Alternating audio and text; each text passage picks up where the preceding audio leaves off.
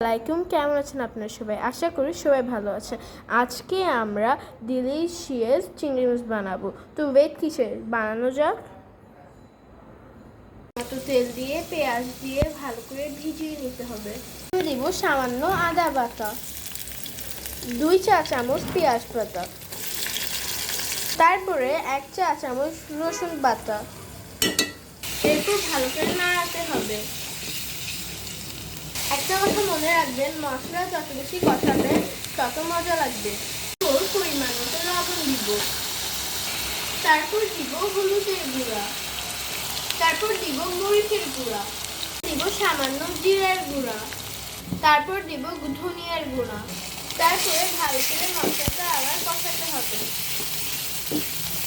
সামান্য পানি দিয়ে মশলাটা ভালো করে কষাতে হবে। এই যে আমার মশলা কষানো হয়ে গিয়েছে, এবার চিংড়ি মাছগুলো দিয়ে দিতে হবে। মাছটা দিয়ে ভালো করে মশলাটা কষাতে হবে। মতো পানি দিয়ে দিতে হবে। আমাদের ডিলিশিয়াস চিংড়ি মাছ রেডি। দেখেন দেখতে কত ডিলিশিয়াস আর খেতেও একদম মজা।